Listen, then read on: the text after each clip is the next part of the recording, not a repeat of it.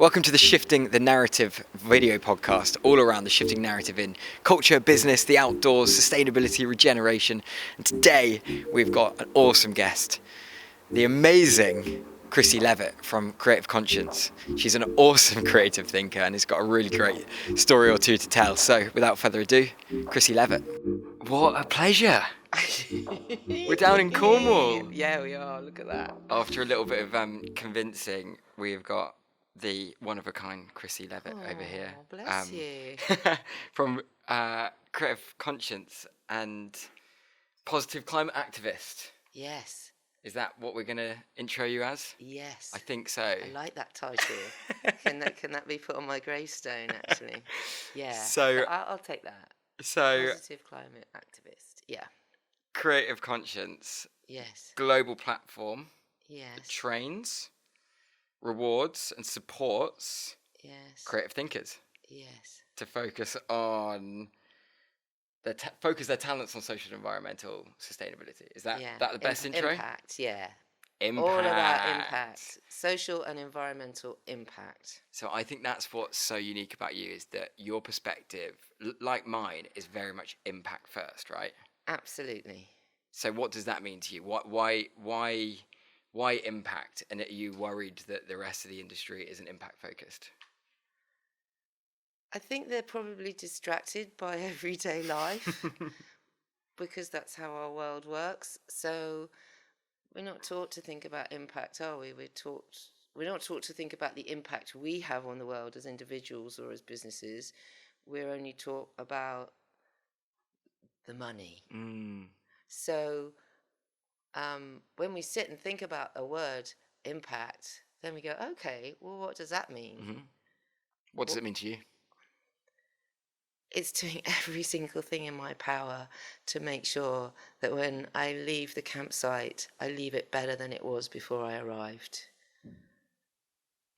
That's, for me, the only reason to exist, is to be in service to other people and to try it with all my possible energy and might to leave the campsite better than it was before I arrived. So tell me, what is your mode of doing that?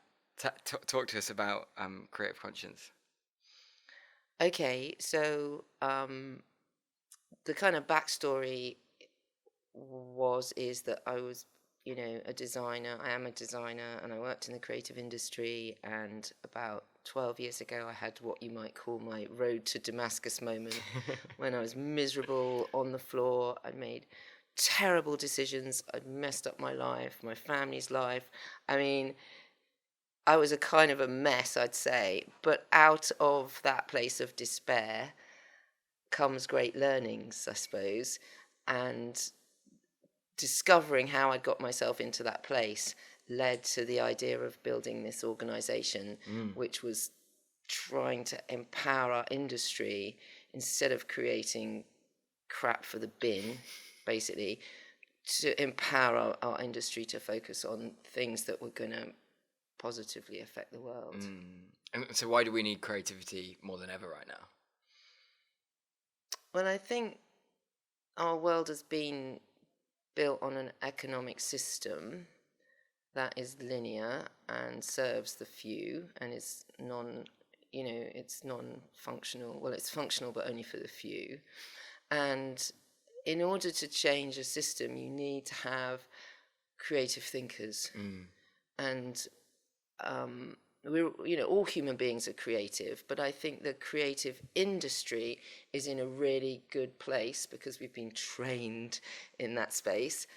We're in a really good place to tell stories, inspire new systems, design new systems, get people out on the streets for civil disobedience and for just to kind of wake up to what is actually happening to us and this place we call home.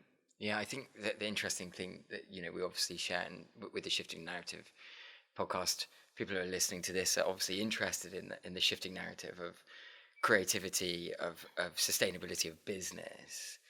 Like, the agency world is a world that you interact with a lot. Yes. Is there a wake-up moment that you had? Yes.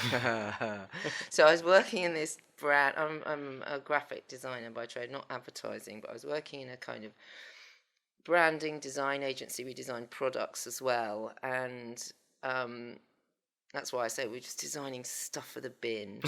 And I was the lead creative in this agency, and they kind of even stuck me on the board. I mean, can you imagine me on the board? Anyway, they put me in a place of kind of creative power, if you like. And we had quite a big company, a big client who came to us. They were Danish, I'm not going to say their name, and they came to us to redesign a whole load of packaging and products and for a whole new thing that Okay. what we call new product development. And they were changing their entire factory line. They were basically building a new factory, or everything that went in it. Millions and millions of euros worth of stuff. And so, because I didn't really have to answer to anyone, I got like all the team on researching, new tech, green tech, biodegradable materials, all the stuff that was really new on the market. But when was this? About 12 years Okay. ago. So really, really new stuff. And we went over there to Denmark, and we presented all this work. It was like, this is what's possible for you as an organisation. This is the future. Look what you can do. It was really, really exciting. And the presentation looked great. We didn't kind of know what they thought because they're Northern European and they never give anything away. It's like working with the Finns are the same, you never know. Anyway, brilliant, brilliant. We came back to the UK, and the next day, going into the studio and being hauled in front of the MD and being told right to my face, you are never to speak to a client about that again. Wow. Right? That was the party line. Did the client shut it down? What's No, happening? I mean, that was the maddest thing. I learnt later that it hadn't come from the client. It had come from our own client services team, our own people in our business. And they were afraid. They were afraid because they thought we might lose the client. And that was the moment that I just thought, this is insane. Just trying to play it safe? Well, they get us in because we're creative and they want our ideas, and we're not allowed to be creative and share the ideas. It was mental. And then at the same time, as I mentioned, things were going tits up in my personal life. It was all going wrong. And I just went on a massive learning curve on what was happening, why it was happening. And then out of that was about 2 years of craziness. And out of that came this idea of creative conscience. So if people are listening, Yes, going through that journey right now, yes. what advice would you give them? If they're in a system that they're not happy with because they're contributing to the destruction of our future. I mean, that's really articulate to put it. Look at what's going on in the world, like the world, not just your world, but outside, and then see what you can do within the system you're in. So you can change things from inside, get help, get mentorship, get training on how you can change stuff from inside. Or if you think you've got a transferable skill that will still put food on the table, seek that out and shift your allegiance. It could be a charity, an NGO, and a number of other organisations, maybe a B Corp, which is on a better path, and just stand in the light. You've got to stand in the light, because when you are bombarded with this crap that we're all bombarded with on a daily basis through the news and stuff like that, I don't engage with any of that stuff. Working in the sort of climate area and social area, it can get quite dark. So you just got to make, for every bit of dark information, you seek out the kind of the good. Constantly be looking for the balance, because otherwise it could take you to a very dark place. So you've got to stand in the light. And I think sounds really cheesy. I think Oprah Winfrey or someone said that, you know. But that's what I say when I'm having my darkest moments. I seek something out that's positive. Because we're at Goodfest. We're in Yeah. Cornwall. We're literally around, a couple of hundred genuinely progressive people in an amazing landscape. Beautiful. The So sun's privileged out. as well. Isn't that amazing? 12 years ago, you didn't have that network. You didn't have the No. movement that we're in right now. No, I just had despair. I did. Literally, out of despair comes great learnings. So even if you're feeling like you're in a terrible place, that's where magic happens. You know, we know this for a fact. In times of crisis, in times of recession, that's when humanity is at its greatest. That's when we become inventive, when we seek out new possibilities, when we invent new ways of being. So that's kind of, especially in the UK, that's kind of where we are right now with our so-called leaders. So the idea that is a possibility is super exciting and powerful, I think. Let's go for the high five. Yeah, hey, cheesy high five. Woo, woo. Bring on the revolution. Anyway, yeah. Should we talk about your jacket? My jacket. Yeah, well, my jacket. Okay, so I said to the two J's that I wear this jacket. And yesterday I was down with a whole load of students at Falmouth University, and I wear this jacket as an example of positive creative activism, and because it's made from this, probably made in the 70s. It's rather lovely, if I say so myself. It's kind of velvety. It's a bit cheesy. It's got this sort of scalloped thing, but it's also been pimped up, and it's got like anti-consumption labels on it. So this, I think, is an H&M label, and there's various different labels, and then on the back, I've stamped. I'll kneel on the floor, but I've sort of For the video viewers. stamped an XR logo on it, and I've stuck other things on it myself as well. And it's just that idea of kind of living it and having fun with it.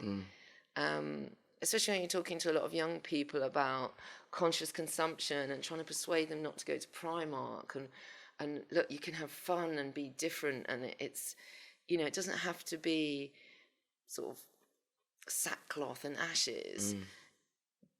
Changing the world can be really good fun. It can be really mischievous, and that's what we do. We create positive mischief, I'd say, and it's a lot of fun.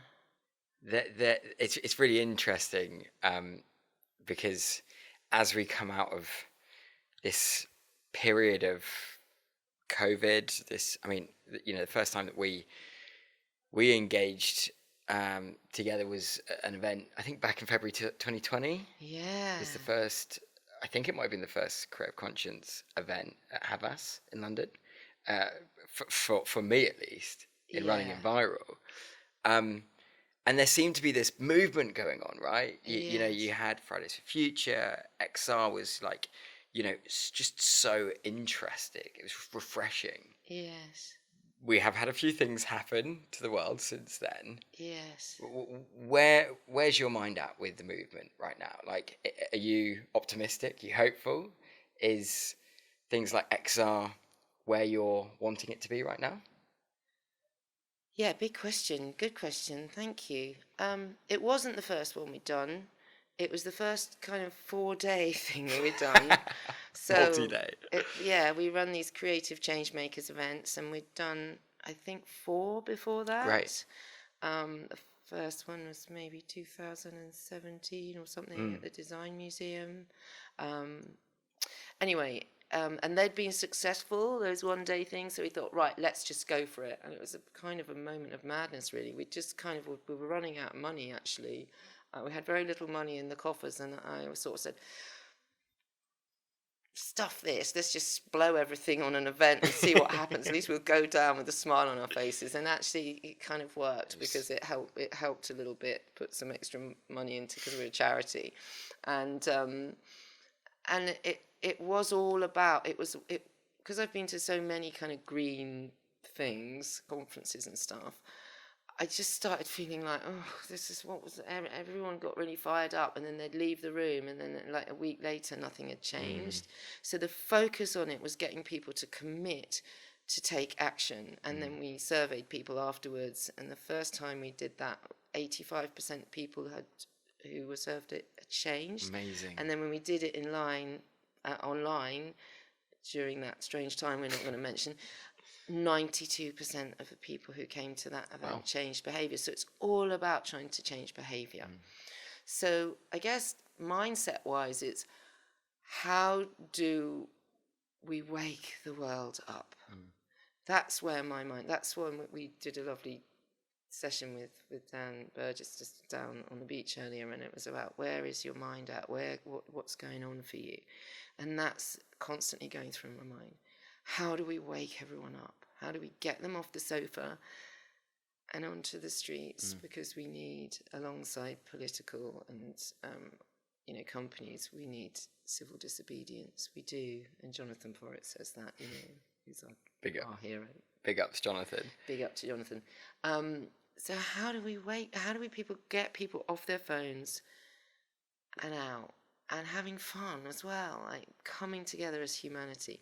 So that's big on my mind. And then creating a kind of campaign, a call out to our industry as a challenge of, okay, you guys, you're all experts in marketing and advertising and whatever it is you do, filmmaking, animation.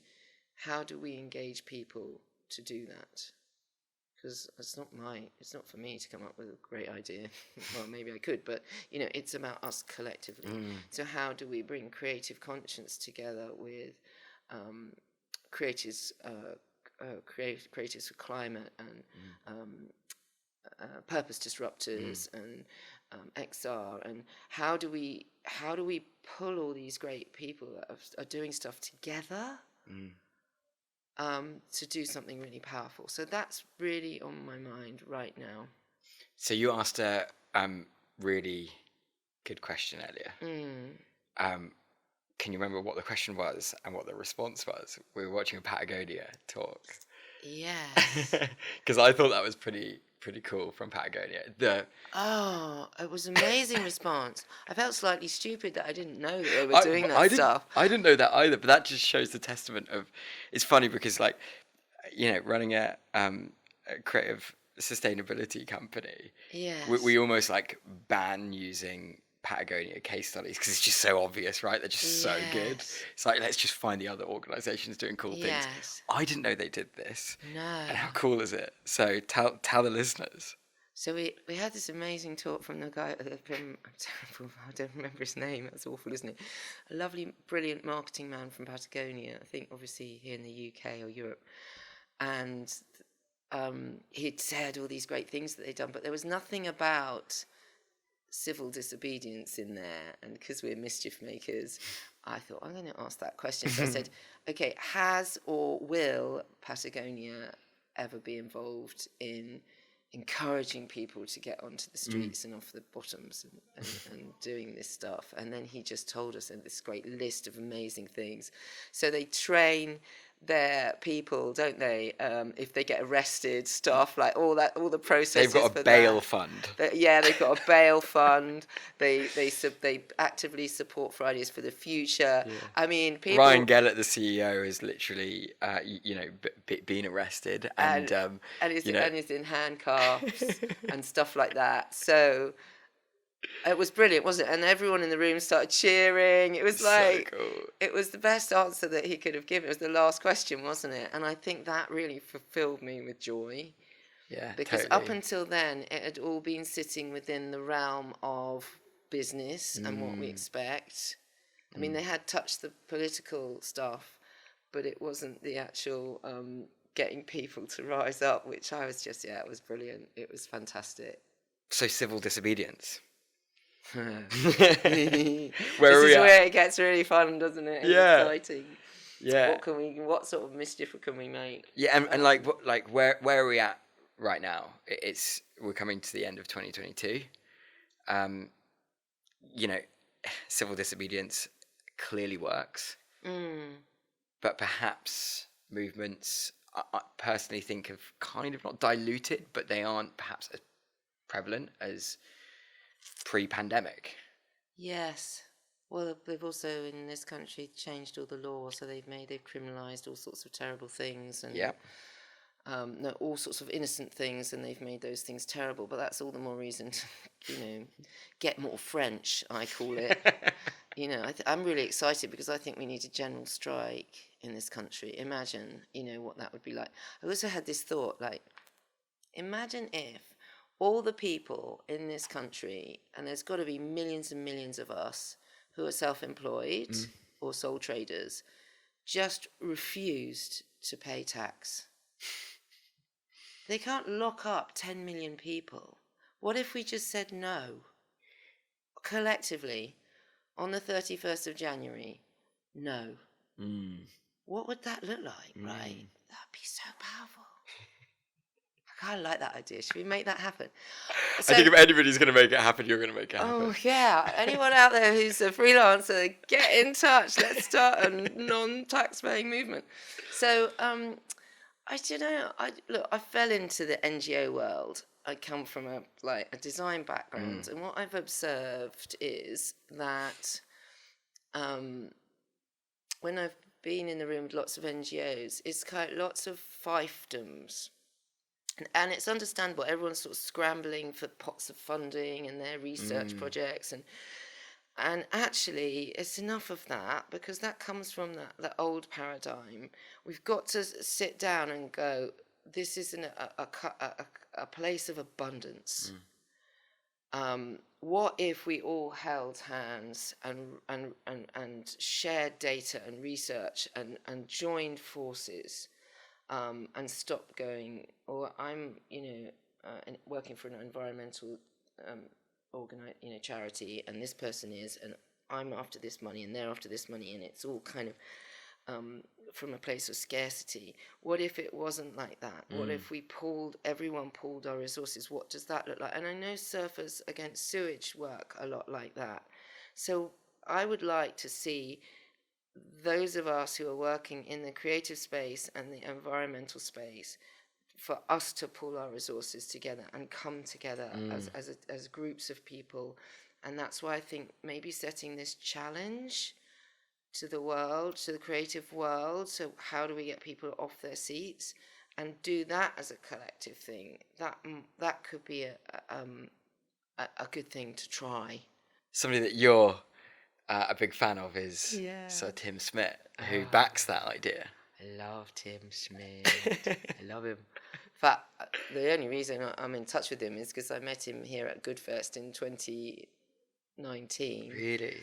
And now he's very kindly supports us and does talks, and that's the first time I saw him speak. Oh, he's amazing. Yeah. Woo, big shout out for Tim. So Tim comes at things from an anything is possible perspective. And just explain who he is. Oh, okay. So he is the co-founder of is it? I don't know how to say. I don't know. Is it the Halligan Gardens? Is that how you say it? Eden Projects. And the Eden Project. Yeah. I mean that he co-founded the Eden. That was I based kind of building creative conscience on something he said on a video I watched him like 12 years ago, and he said, speak about it like it's a future truth. Yeah. And that's kind of a bit around the place of setting an intention and then sharing it, and then it's more likely to happen. So he's been a huge inspiration, not just to me, but to many, many, many people. And he definitely comes at life from a place of possibility. And I think that's really valuable for all of us who are interested in making change. Anything is possible. Is there any other people or movements that you're inspired by at the moment? Oh, so many. I mean, I've always been a massive fan of Friends of the Earth and Greenpeace and supported them.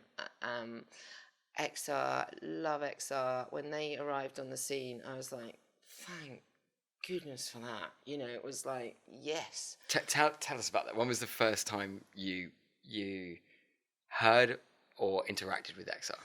So it was a friend of mine who's quite activisty, had come round for a party that we'd thrown at our flat. And she told me about it in the morning. We were all like lying around a bit blurry-eyed. And she said, oh, there's these people and they're taking over like 6 bridges across London. I was like, wow, who are they? I want some of that. And then... that sounds like some mischief. That was the first thing they did, I think.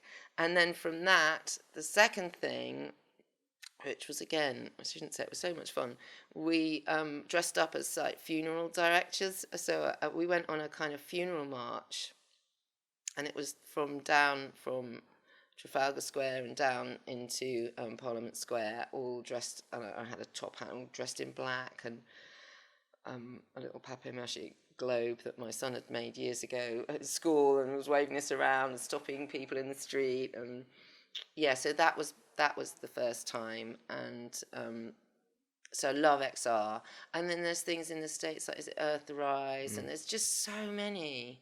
And new arrivals on the scene within our industry, things like Purpose Disruptors and Creators for Climate. Yep. There's one in the States that we've reached out to. It's more digital, coming out of LA, called Designers for Climate.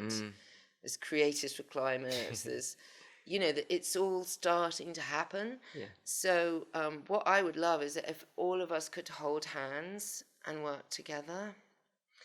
And that's quite hard because everyone's at the coalface doing it. But I think if we really want to create impact, that's what we should do. That's what I'd love for us to do. So I'm just starting to have cheeky little conversations with a few people and saying, will you be up for this? And step by step, yeah.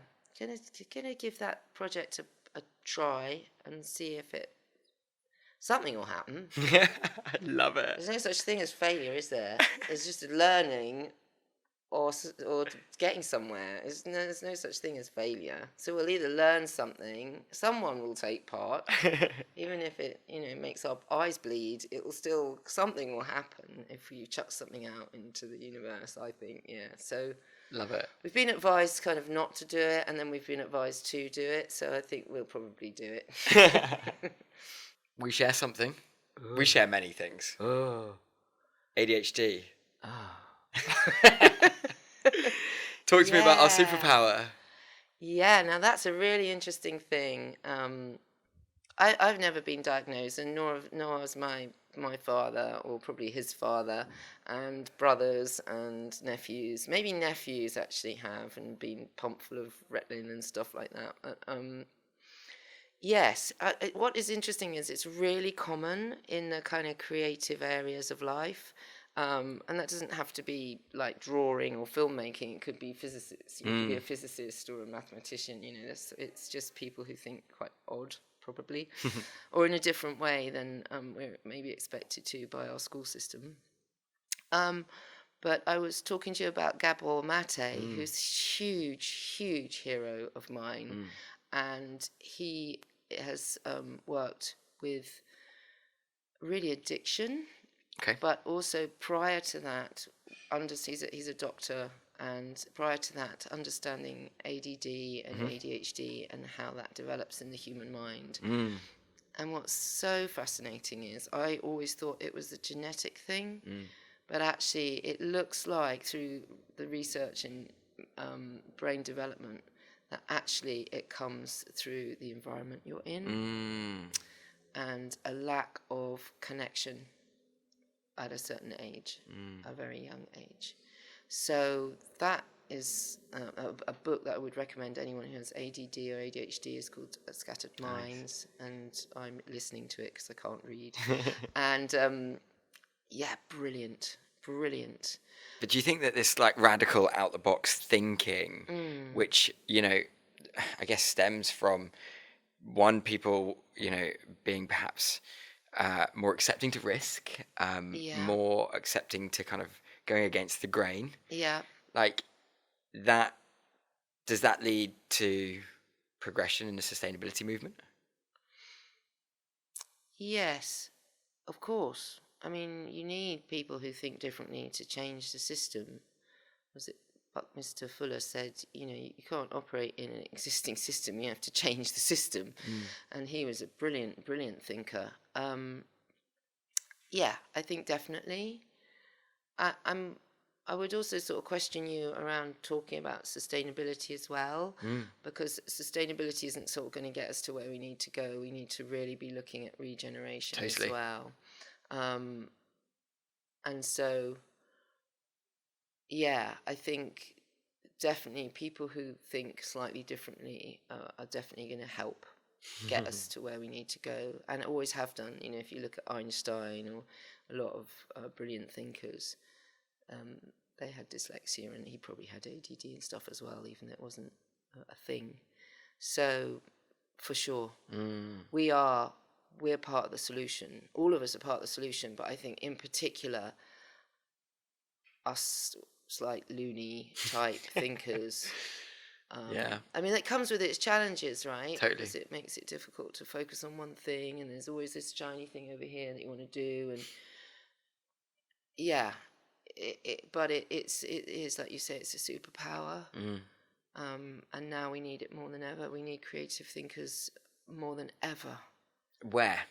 Inside big businesses? Everywhere. Freelancers? What advice would you give for people inside organizations versus, people who are at the kitchen table on their own every day? Inside organizations is you can change it from within. You're in it. Great. You've got an opportunity right there. There's no point in us all standing outside Coca-Cola screaming at them. We need people inside Coca-Cola as well as, we need it coming from every possible angle. We work a lot with young creatives in education because we figured that we could get in from stealth-like from the bottom up. So it's every possible angle that we can think of. We've got to be there gently, living it, being it. The creatives that I know that you work with, people, all different backgrounds, all different industries, but it can feel quite lonely, especially, working from home and in small organizations, perhaps with not much funding, without big teams. Like, isn't there a level at some point, especially in these difficult topics and conversations that we're in, to feel a bit hopeless? Oh yeah, I feel hopeless kind of on a daily basis, but that feeling of despair can be a bouncing point. So it's remembering that and seek out those who are doing it, like who become part of an organization, or subscribe to people's newsletters, watch YouTube things, like constantly be filling yourself with hope and understanding of what's possible. And there are amazing things happening all over the world. I'll give you an example. So we were asked to go and do a talk and a workshop at an aerospace company. Amazing green tech organization that are developing renewable hydrogen engines for aeroplanes that will be retrofitted into existing aircraft. Because we know, we'll move to an electric car. That's not the future, because they're still using all the material to build the electric car. We need to retrofit electric engines, actually, and the same with planes. So we went in there, and it's this sea of 150, mostly blokes, I have to say, because they're engineers, tough crowds, physicists, chemists, standing there. And we were brought in to try and get them, the aim was to get them to think differently about the organisation and what they were doing and stuff. And so I sort of stood up and started talking about gender-based violence in South Africa. So 7 women every day get murdered in South Africa from gender-based violence. Whoa. 14,000 underage girls in the last 4 years, some of them as young as 10, fallen pregnant. They've got 5 times the global average for femicide. I mean, it's a country in despair from violence, gender-based violence. And so we'd worked on a project with a number of different organisations in South Africa to do comms and images. And it was for a huge sort of film and educational project that was going to roll out across the country to 150,000 boys and young men in townships and stuff like that. And so we showed a couple of little films around this thing. And the sea of faces was just like completely underwhelmed, not interested. They're engineers, they're focused on their green tech. That's that's about changing the world. Who cares about these little girls in Africa who are getting raped and murdered? Why should any of us care, actually? Is that sort of feeling? Until we showed them a slide that was a diagram from Really? Project Drawdown, Paul Hawken brilliant thing. And on that diagram, it shows the 6th and the 7th most important thing that humanity can do around the climate is educating young girls in the developing world and around reproductive rights. Exactly the stuff around toxic masculinity. And when we showed them that slide, the room completely changed. They got it. That's why they should care. Prior to them seeing that slide, they're not interested. So that's why I'd say to people, it's like, look at the world outside your world of what's going on. And social and environmental impact are absolutely integrated. You cannot separate those two things. Social justice and climate justice are intertwined. And getting people to understand that, and that it doesn't matter if they're starting a community group with young people in their neighbourhood, or they're designing new engines for, renewable hydrogen, it's all really valid. Yeah. So I think that's a really good example of seeing things differently.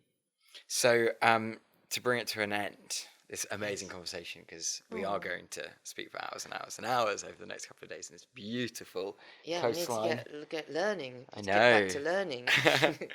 You are at the very early stages of writing a book. Oh gosh, yes. Now I've told you that. And I can't go back now. It's going to happen. I have to make it happen. Yeah. So again, I listened to something that Gabor, because my new hero, Gabor Mate, said, only start writing a book when you think you've got something to say. And I thought, this has been on my mind for about 5 years. And as a dyslexic, it's like, really? Do I really want to do that? Is that really important? But actually, I think it kind of is, because of the world that we work in, and we see people searching for purpose, searching for connecting to their creativity, and then the huge pandemic we have in the developed world around mental health. So that's what it's about. I'm looking forward to seeing and reading, actually listening. Yes. It has to be read, because I can't read books and you don't read books, so it's got to be some sort of audio book at some stage. But I'm not sure when it will come, but it will come. And that I've said it now, so there's no turning back. Okay, so some quick fire things to end. Yes. One podcast that you'd recommend? Oh, it has to be Dan's, Burgess's Spaceship Earth. You are out in nature, listening to music, thinking about sustainability. What are you listening to? Oh, blimey. I have to say, it would have to be some happy house music, and I'd be dancing, probably on the beach, not thinking about anything, but yeah. I think I know what this answer is going to be, but what book would you recommend right now?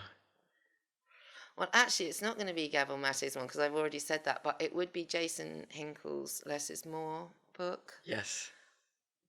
It's quite sad and sobering, but I learned things about capitalism and the structure and the history of it that's changed my life, transformed my life.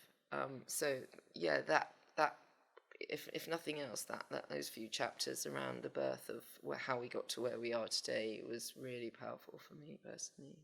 And final one, maybe sounds a bit Desert Island Discs, this, doesn't it? But if you were to work with one person, or maybe I'll give you a couple of people, who would you work with? You, right now, in this present moment. That's about being present, right? That's about being conscious. I love that. Should we do a cheesy high five to end? Yeah, I should have to change my hand.